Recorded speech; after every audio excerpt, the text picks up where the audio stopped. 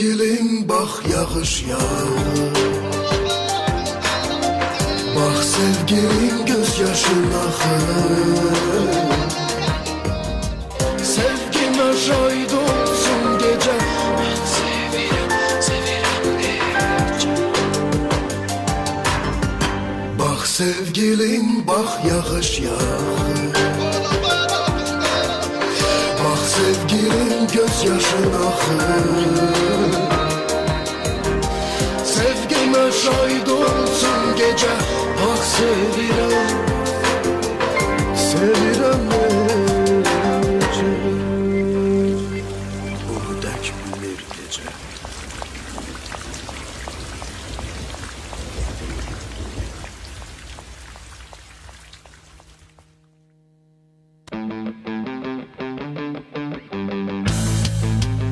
თუ კაუკასოს ავტოს ავტოდილერი ხარ, შენთვის სიახლე გვაქვს. მარნეულის საავტომობილო ტერმინალში უკვე შეგიძლია მომსახურების სააგენტოს ყველა სერვისით ისარგებლო, რაც მოიცავს ავტომობილის ადგილზე გაფორმებასა და რეექსპორტის გამარჯვებულ პროცესს. ავტომობილის განთავსებას პორტიდან პირდაპირ მარნეულის ტერმინალზე 6 თვის ვადით უფასოდ შეძლებ, თანაც ტრანზიტული ვადისათვის გარეშე.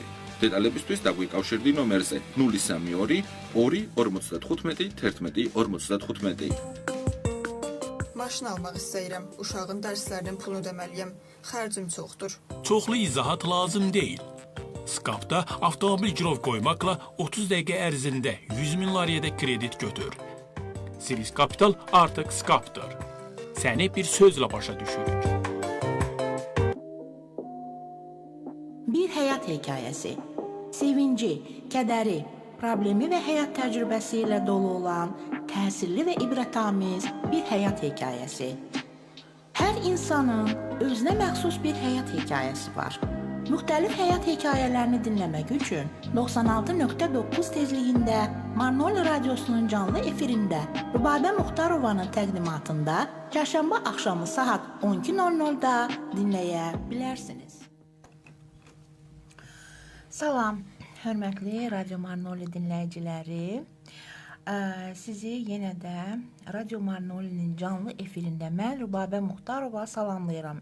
Əziz dinləyicilər, bugünkü bizim bir həyat hekayəsi radio proqramımızın qonağı gözəl işgüzar xanım Kəmalə Yusupovadır. Salam Kəmalə xanım, necəsiz? Salam, xoş gördük.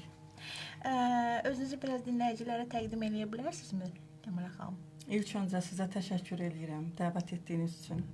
Mənim üçün xoş oldu sizlərlə bir arada olmaq. Və bütün Gürcüstanımı salamlayıram. Hər birinə gözəl gün arzu edirəm. İnşallah ki, günləri gözəl açılar. Belə. Çox sağ olun, çox sağ olun. Mən də sizə öz təşəkkürümü bildirirəm ki, mənim dəvətimi qəbul elədiniz və gəldiniz. Çox sağ olun. Biraz uşaqlığınızdan danışa bilərsinizmi? Uşaqlığınız harda və necə keçib? Kəmalə xanım. Mən Kəmalə Yusupova, Marnolinin Lecbədinin kəndində doğulmuşam. Və uşaqlığım elə özümüzün kəndimizdə keçib. 5-ci sinifə qədər orta məktəbi öz kəndimizdə bitirmişəm.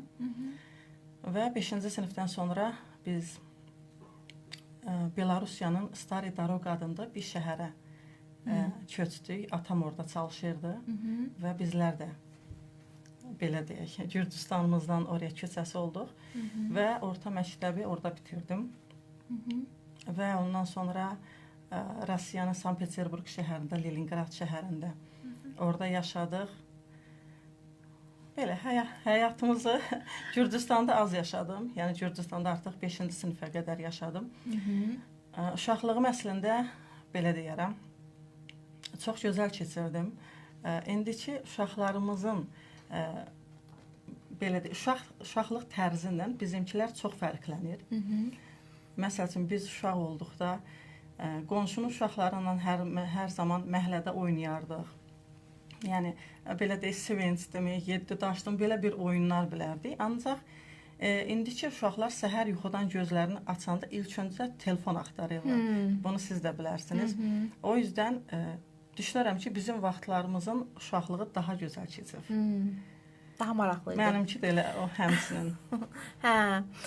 Ümumiyyətlə ailənizin sizin həyatınıza necə təsiri olub? Ailəmin həyatıma çox gözəl təsir olub. Belə deyərəm, mən çox xoşbəxt bir evladam ki, belə bir ailədə doğulmuşam. Çünki hər zaman atam, anam, qardaşım hər tərəfli, yəni uşaqlıqdan bu günə qədər artıq bir bəlli yaşdayıq. Bu günə qədər hər zaman yanımdadılar. Hər hansı bir addım atsam, hər addımı dəstəkləyirlər və onun üçün düşünürəm ki, şanslıyam. Allah bütün valideynləri qorusun, içində də mənimkiləri. Amin. Valideyn dəstəyi çox gözəldir. Bəzən evladlar var, nəsə addım atmaq istəyirlər, təbii ki, gözəl addımdan söhbət gedir.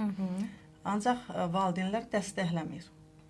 Ancaq o tərəfdən çox şükür, məsəl üçün bu günləri buraya gəlməyimi belə valideynlərimə dedim və məndə hər zaman belə bir xüsusiyyət var ki, mən hər hansı bir iş dalından evdən çıxaramsa, mən onların mütləq şəkildə xeyir dualarını alıram. Nə gözəl. Hər zaman ya zəng eləyirəm, ya səs atıram. Elə bu gün yola çıxanda da anam başqa, atam başqa, onlar mənə xeyir dua verəndə nə işim olsa belə, nə çətinlik olsa belə mənim hər zaman işim uğurlu keçir.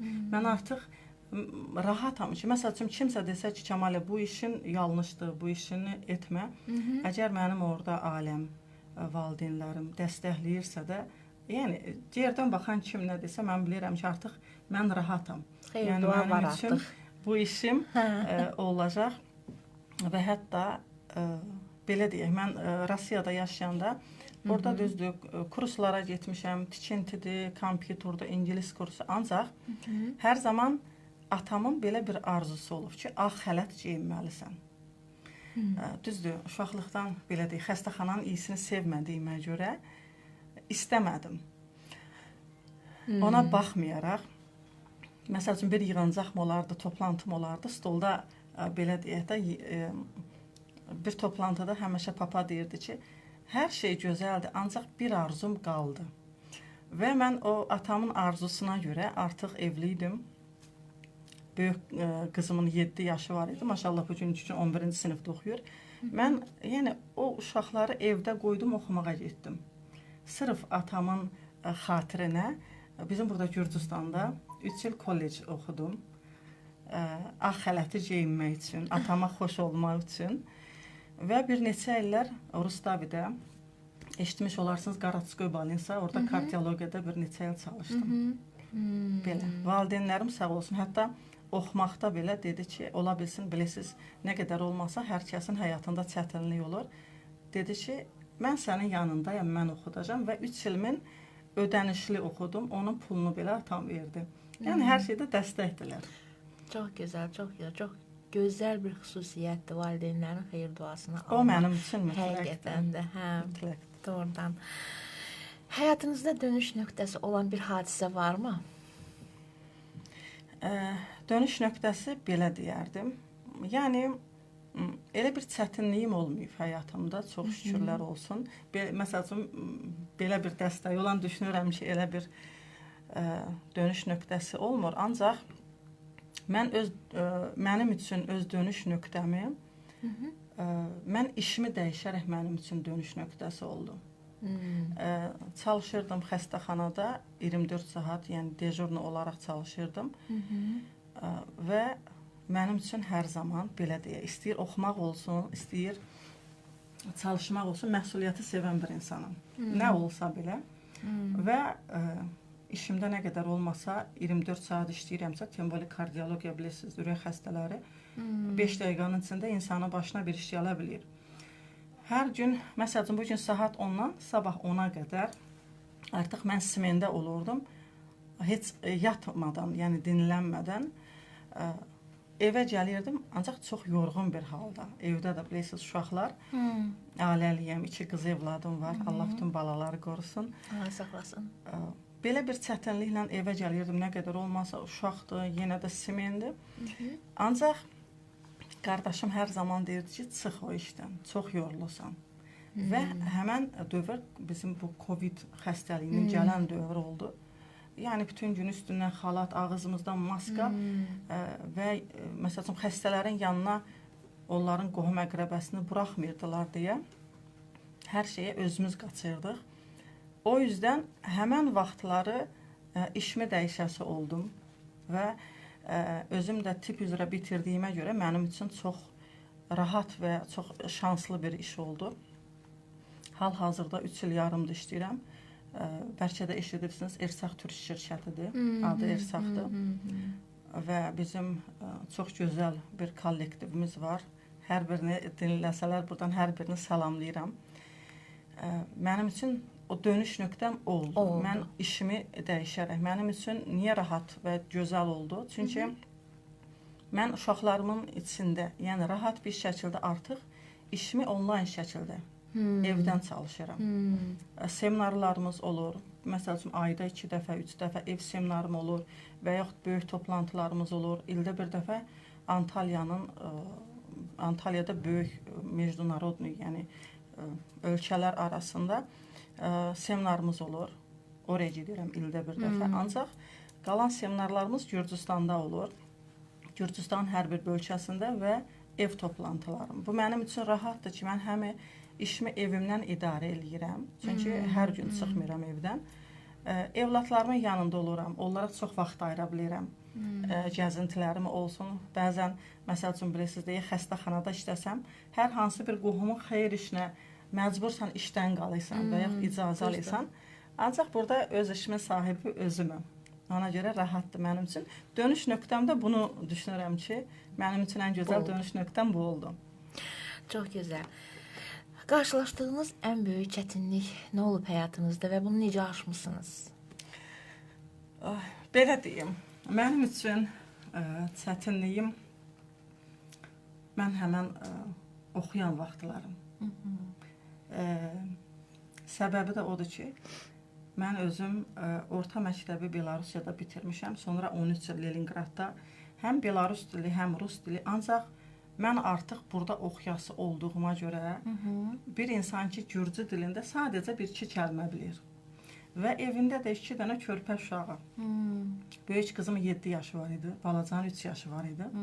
Təsəvvür eləyin. Düşünürəm ki, elə bir ciddi durumlarla rastlaşmamışam. Ancaq mənim üçün düşünürəm ki, ən çətin günlərim bu olub.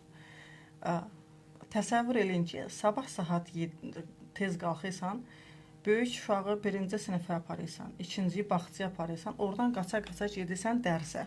Dərsdən saat 4-də çıxırsan, hansı ki, Gürcü dilini bilmirsən, gecə qoyurdum, oxuyurdum, onun başlıqlarını çevirirdim Rus dilinə. Çünki Azərbaycan dilinə çevirsən, mən onun içindən çıxa bilmərəm.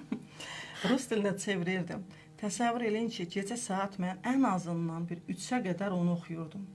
Çox vaxt oturub ağlayırdım, yalan deməyim. Çünki dili bilmədiyin bir dildə məcbursan oxumağa. Yəni 3 ilimi mən çox, düzdür, 1-ci ili çətinlik oldu, artıq getdikcə rahatladıq. Ancaq sağ olsun mənim müəllimlərimi.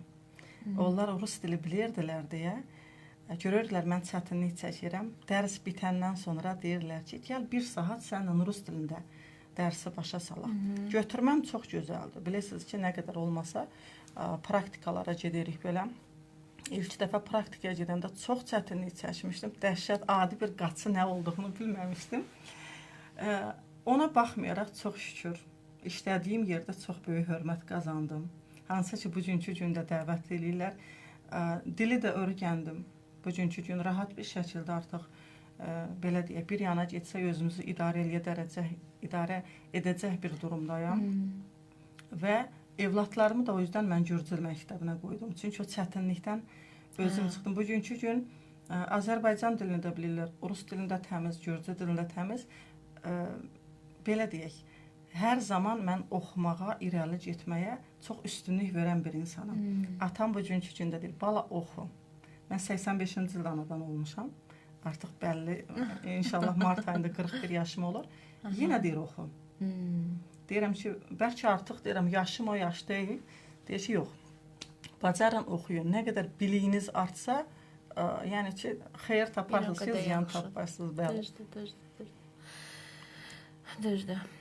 indiyə qədər həyatınızda verdiyiniz ən önəmli qərar nə olub? Qərar düşünürəm ki, ən gözəl və ən önəmli qərar mənim bugünkü gün olduğum iş. Çünki bu vaxta qədər elə bir qərarlar verməmişəm. Belə deyim, uşaqlıqdan bəlkə də kimsə məni dinləyəndə deyər ki, danışıqlıdır. Ancaq dəhşət kompleksli bir uşaq olmuşam. Nə mənada? Özümdən çox utanmışam. Saçım qıvırcıq olub. O vaxtları bilirsiniz, ütü yox idi. Çox cansız olmuşam. Sinifimizdə hündür olmuşam boydan. Bəzən olur, biz kəndin başında olurduq. Ancaq nənəcil kəndin ayaq tərəfində. Mama birdən deyir ki, nənəcilə gedək. O qədər kompleksli olmuşam. Mamaya deyirdim, kəndin ortasından yox, dal yolla, hardakı belə deyək, qısa yolla, otluq, əncərlik. Yəni belə yerlə gedək, çox kompleksli bir uşaq olmuşam. Amma həm də həyatda biraz atamın, qardaşımın xasiyyəti də ağır xasiyyətli olublar deyə qonşu ilə çox oynama, oraya getmə, buraya getmə. Bugünkü gündə çox şükür elə də belə, yəni ki, sadəcə telefon var, əlaqə saxlayırıq ki, nə tərsiniz. Və mənim ən önəmli verdiyim qərar bugünkü gündəki işim. Çünki mənim üçün həyatımı çox dəyişdi. Mən bu işimin sayəsində istədiyim nə arzularım var idi. Ən öncəsi heç Türkiyəyi görməmişdim. Hər zaman arzum idi ki, bir dəfə də olsun Türkiyəyə gedim. Ancaq bəzən deyirlər maddi durum, bəzən deyirlər ki, sonra. Ancaq mən işimin sayəsində 4 dəfə artıq Türkiyənin hər şəhərində olmuşam və öz qazancımla evlatlarımı aparmışam. Bu işdə çalışaraq özümə maşın aldım, özümə istədiyim nələr istəyirdim və böyük qızımın həmişədən arzusu olmuşdu, velosiped istəyirdi. Onu ala bilməmişdi öncədən və qızımın velosipedini alındı. Yəni uşaqlarım, evlatlarım nə istəyirsə də onların istəyini yerinə yetirə bilirəm deyə mənim üçün düşünürəm ki, ən verdiyim düzgün bir qərardır. Çox gözəl, çox gözəl. Həyatınızda sizə ilham verən insanlar kimlər olub? Demək, uşaqlıqda bəzən deyirlər ya, insan kimdənsə ilham alır. Ancaq uşaqlıqda 13 yaşına şeirlər yazmağa başladım. Hardasa indi çap şəklində etmişəm, 100-ə yaxın şeirlərim var. Ancaq nə tər şeir bilirsiniz? Anidən gəlir ya, yazırsan, ancaq yadında qalmır. Gərək onu oxuyasan ki, yadına düşsün. Ay sağ olun. Belə bir şeirlərim var. Onu da Rusiyada olanda gecələr otururdum, peçatlayırdım. Kaş gətirsəydiniz birdən oxuyardınız, heç olmaz. İstərdim götürəm. Sonra dedim ki, vaxt olmaz. Ancaq uşaqlıqdan çox gözəl şeirlər yazırdım. Ondan sonra bilirsiniz nətər, bəzən olur ki, gecə yatdığım yerdə durub yazırdım. Ondan sonra çəkildi. Bir də hardasa 30 yaşa yaxın artıq Rusiyada olanda bir neçə şeirlər o zaman yazdım. Belə. Ancaq bugünkü gün məni ilhamlandıran düşünürəm ki, mənim evlatlarımdır. Onların gözəl oxuması. Böyük qızım da, kiçik qızım da rəssamlığa gedirlər. Həm rəqsə gedir, həm rəssamlığa belə. Onların uğurlularını görəndə düşünürəm ki, bir ana üçün evladının gözəl tərəfini görmək onun üçün ən böyük ilhamdır. Və bu işimdən çox ilham alıram. Bizim gözəl müdürlərimiz var. Hansı ki, onların səsini eşidəndə hər zaman onlardan ilham alıram. Hətta bəzən deyirəm ki, səs atın, səhər sizin səsinizi eşidim, mən işimə daha gözəl başlayayım. Və ekibimdə olan xanımlardan. Ən çox ilham verən bilirsiniz nədir? Bir insana ki, bizim köməyimiz dəyir. Bizim bu işimizin, məhsullarımızın sayəsində. O insanlar ki, bizə xeyir dua verirlər və o insanlardan ki, biz o gözəl nəticə alırıq, kimlərisə həyatda saxlamağa dəstəyimiz deyir, o mənim üçün ən böyük ilhamdır. Düşünürəm ki, ondan ötəsi ola bilməz. Düzdür.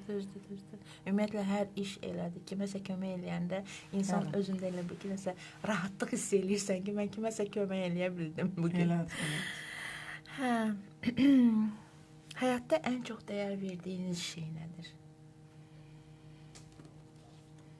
Məncə artıq qeyd elədiniz. Sadəcə prosta Dəyər verdiyimmi? aha, dəyər verdiyiniz şey nədir? Mən həyatda ən çox dəyər verdiyim dürüstlük. Mən dürüstlüyə çox dəyər verirəm bir insanım. Mənim üçün fərqi yoxdur ki, bir insanla 10 il, 20 il dost olum. Mən o insanın bir yalanını tutdumsa, mənim üçün hər şey bitir. Sadəcə uzaqdan belə deyə bilərəm. Hə, arada bir görəndə salam, heç onun xəbəri olmaz ki, mən onun içimdə qırılmışam. Bir insandan qırılaramsa, məni heç nə geri qaytara bilməz. Mənim üçün dürüstlükdən ötə bir şey yoxdur həyatda. Dürüst oldunsa, istəyir dostun, istəyir işin, istəyir nə olur olsun, düşünürəm ki, orada hər bir şey gözəl olar. Düzdür. Dürüstlük və valideynlərimin xeyir duası mənim üçün Ən ən önəmli. önəmli. Sizi ayaqda tutan əsas prinsip nədir? Evlatlarım. Evlatlarımın gələcəyi. Onları yəni istədikləri bir yerdə görmək mənim üçün bugünkü gün düşünürəm ki, biz xanımlar nədən ötürü çalışırıq? Düzdürmü? Evlatlarımızı gözəl gələcəyi olsun deyə. Bugünkü gün məsəl üçün çox qızlarımız evlənirlər. Həyatlarını düz gətirmir. Yəni onlar ayaqda durması üçün evlatlarımızın mütləq şəkildə gözəl bir gələcəyi olmaq üçün düşünürəm bu ən çox valideyndən asılıdır. Düzdür. Valideyn evlatlara nə qədər dəstək olarsa, uşaqların gözəl gələcəyi olar. Bizim də bugünkü gün belə deyək, həyatda tutulma prinsipimiz yəni budur. Evlatlarımızın gözəl gələcəyi olsun. Düzdür. Yoxsa bir özümüz olsaq, nətər deyirlər? Bir dənə yaşayarıq, belə deyək də, bu həyatda öyrəndiyimizi öyrətməsək. Məsəl üçün, bəzi insanlar olur, özü öyrənir, amma başqasına onu ötürmür. Sanki içində saxlayır ki, mən niyə buna nəyisə də ötürüm? Bizim ən gözəl insanların tərəfi öyrəndiyimizi ötürək. Düzdür. Hal-hazırda nə ilə məşğulsunuz və bu sahəyə necə gəldiniz? Demək, öncələr heç vaxtı mən onlayn işdə işləməmişdim. Heç, belə deyək, nə də düşünməmişdim. Ancaq bir gün xəstəxanadan gəldim, yorğun bir halda, yağışlı bir havada. Oturdum, inanın ki, heç üstündən belə kurtkamı çıxartmamışam. Oturdum yorğun, bir dənə qohumum zəng vurdu, dedi Kəmali, ətrafında bəlkə xanımlar ola. Dedim, nə üçün? Dedi ki, belə bir işə qatılmışam. Ancaq o mənim bu işimdən öncə idi. O vaxtı tanıdım mən onlayn işini. Sonralar elə oldu ki, orada elə yəni işimiz belə deyək də istədiyimiz kimi olmadı. Yenə də xəstəxanada davam etdim çalışmağa. Ancaq Rusiyada sağ olsun, buradan bəlkə səsimi ha vaxtsa dinləyər, Çinarə xanım, Azərbaycanlıdır. O dəvət elədi, Kəmalə, belə bir gözəl iş var. Dedim ki, yox, mən bir dəfə işlədim, məndə alınmadı. Dedi ki, çox gözəl bir işdir, sən bacararsan. Mən xoş gələn nədir bilirsiniz? Mənim ətrafım, mən nəsə də etmək istəyəndə sağ olsunlar, hər zaman dəstəkləyirlər, deyirlər ki, sən bacararsan. O məni daha da belə ruhlandırır. Və bu işə qatıldım. Şirkətimiz halal və gözəl bir şirkətdir. Artıq 2006-cı ildən fəaliyyət göstərir dünyanın hər bir ölkəsində. Bəlkə də bilənlər bilir. Düşünürəm ki, Gürcüstanda bəlkə də çox xanımlar tanımır. Şirkətimizin adı Ersaqdır. Orada məhsullarımız həm qida takviyələridir, həm dəri üçün baxım, yəni xanımlarımızı gözəlləşdirməyimiz üçün və təmizləyici vasitələr. Məsəl üçün, qida takviyələri nəzərdə tutduqda kimlərin saçı tökülür, kimlərdə məsəl üçün zob xəstəliyi var, kimlərdə məddədə, qastrit, yazva kimi bu cür ümumiyyətlə sağlamlıqla kimin problemi varsa da bizim məhsullarımız qida takviyəsi olduğuna görə bəzən bilirsiniz ki, indiki zamanədə yediyimiz məsəl üçün hər hansı bir nə yesək belə bilmirik ki, onun içində nə qatqısı var. Ximyavi qatqılar çoxdur. O yüzden orqanizmə lazım olan bu vitaminlərdir, bu minerallardır. Biz bunu yeməkdən ala bilmirik. Qabaqlar, məsəl üçün bir 20-30 il bundan qabaq rahat bir şəkildə, indi əkinə belə o qədər torpağa dərmanlar vurulur. Oradan yediyimiz belə bilmirik ki, nədir. Bu cür məhsullarımız var. Məsəl üçün kimlərdə psoriaz bugünkü gün çox yayınıq bir xəstəlikdir. Psoriazdımı, ekzemadımı bu cür xəstələr müraciət edirlər və gözəl nəticələr alırıq, çox şükür. Bu məni çox sevindirir. Biz burada həm insanları öz sağlamlıqlarına qovuşdururuq, həm də qazanc qazanırıq. Yəni hər tərəfli. Çox gözəl, çox gözəl. Boş vaxtlarınızda nə ilə məşğul olursunuz? Mən sizə desəm ki, mənim boş vaxtım olmur. Boş vaxtım olmur. Boş vaxtım nə qədər olmasa bilirsiniz, ailə işləri və belə deyək, 2 dəqiqə, 5 dəqiqə tapdım mı, böyük qrupum var. Yəni ailə deyirik, biz oraya bir komanda demirik, Ersaq ailəsi deyirik. Artıq qrupa başlayıram videom atmağa, səsim atmağa. Səhər tezdən qalxanda deyirəm ki, ay sabahınız xeyir olsun. Hətta bir neçə xanımlar deyir ki, Kəmalə xanım, keyfimiz olmayanda sizin sabah ki, o ay sabahınız xeyir olsun, o bizi canlandırır, ruhlandırır. Yəni, boş vaxt tapan kimi artıq mən işimə yönəlirəm. Hariyasa gedim, nə deyilə gəzməklə aram yoxdur. Bəzi xanımlar deyir, əsəbləşəndə mi, keyfim olmayanda mağazalara getməyi xoşlayıram. O shopping yoxdur məndə. Düzdür. Gələcək üçün hansı arzularınız, planlarınız var? Gələcək üçün çox gözəl. Hal-hazırda mən işimdə karyera, qızıl karyerasındayam, yəni qızıl lideram. Ancaq gələcək üçün hədəflər böyük, daha da yüksək karyeralar, işimdə daha da uğurlar qazanmaq ən gözəl arzularım, planlarım bunlardır. İnşallah ki, həyata keçər. Biz də sizə uğurlar diləyirik bu işinizdə. Daha böyük, yüksək nəticələr əldə edəsiniz. Gənc nəsilə nə tövsiyə edərdiniz, nə məsləhət verərdiniz? Əslində, əgər xanımlara fərqi yoxdur, düşünürəm bəylər də, xanımlar da hər zaman addım atanda elə bir addım atsınlar ki, sonra belə deyək də peşman olmasınlar. İlk öncə mütləq şəkildə dərslərinə, təhsillərinə önəm versinlər. Çünki bizim günü-gündən zamanəmiz elə bir dövrə gedirik ki, heç bilmirik, məsəl üçün, qabaqlar deyirdilər ki, elə bir vaxt gələcək, telefon, kompüter dövrünə keçəcək. Hələ neçə il bundan qabaq belə öz-özümüzə düşünürdük ki, yalan söhbətdir. İndi o dövrdür. Ancaq bugün o dövrdür, biz onu hiss etmirik. Çünki elə bir yavaş-yavaş həyatımıza daxil oldu ki, biz onu belə hiss etmədik. Əsasən, məsəl üçün, bugünkü gün oğlanlarımız işləməsələr belə, sabah gedib stroykada işləyə bilərlər. Ancaq qızlarımıza mütləq şəkildə oxumağı tövsiyə eləyərəm. Çünki,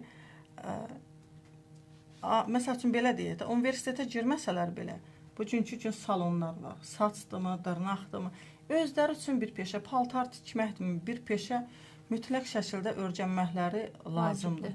Sabahsı gün ayaqda durmağı.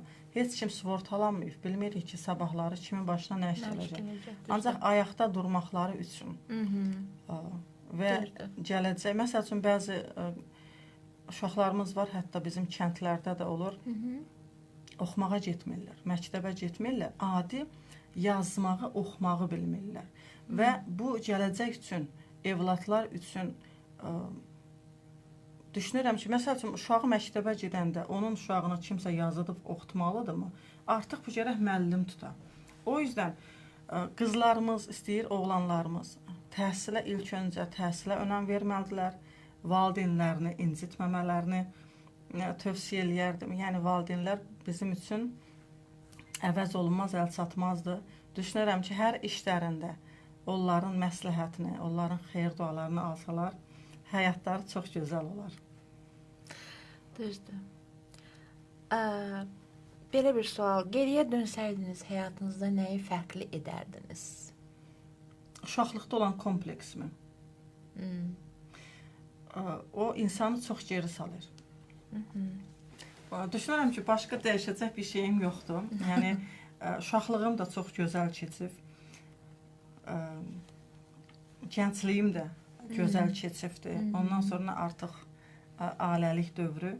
2013-cü ildən buradayıq, Gürcüstanda. Ondan qabaqlar başqa ölkələrdə. Düşünürəm ki, geriyə dönsəm, hansı ki, o çox kirmiş idim, o məni nə qədər geri saldı. Məsəl üçün, rahat bir şəkildə diribaş olsaydım o zamanlar, istədiyim bir şeyləri oxuyardım, vaxtında nəylərsə edərdim. O vaxtda çox çəkincəli oldum deyə, məsəl üçün, Belarusiyada oxuyanda maşın sürmək öyrədirdilər. Kim istəyirdi maşın sürmək, kim istəyirdi mağazinçilik, kim istəyirdi medsestrə. Mənə apardılar, qoydular mağazinçiliyə. Yəni, onu nətər doldurmalısan bunu. O qədər belə çəkincə idim. Qardaşım dedi, yox, orada olanlar var, sən orada baş çıxartmazsan.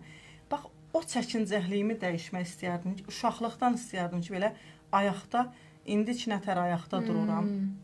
Məsəl üçün, bugünkü gün haraya getsəm, rahat bir şəkildə özümü ifadə eləyə bilirəm. Həmən o vaxtı onları dəyişərdim. O çəkincəhliyimi dəyişərdim. Əslində qalsa elə əvvəldən elə olan insanlar Sonradan kirmişləyir. Amma əvvəldən sizin kimi kompleksli olan insanlar sonradan daha möhkəm olurlar. Çünki mən özümdən bunu bilirəm. Elə? Çox sağ olun Kəmalə xanım. Bir daha sizə öz təşəkkürümü bildirirəm ki, bu gözəl həyat hekayənizi bizimlə bölüşdünüz. Suallar əsasında da olsa doğrudan çox gözəl bir hekayə idi. Çox sağ olun. Təşəkkür edirəm sizə. Siz sağ olun. Minnətdaram. Dəvət etdiyiniz üçün xoş oldu. Düzdür, gəlmədən öncə çox həyəcanlıydım və başladıqda da çox həyəcan var idi. Ancaq sizlərlə həm söhbət olduqda mənim üçün çox xoş oldu. Səmimi düşünürəm ki, söhbət oldu. Təşəkkür edirəm. Çox sağ olun. Dinləyicilərin hər birinə də təşəkkürümü bildirirəm. Vaxtlarını ayırıb bizləri dinləyib izləyirlər. Çox sağ olun, çox sağ olun. Əziz Radio Manoli dinləyiciləri, bugünkü bir həyat hekayəsi radio proqramımızda sona yetdi. Bugünkü qonağımız Kəmalə xanım idi. Sağ olun, sağlıqla qalın. Gələn verilişlərdə görüşənədək. Sağ olun.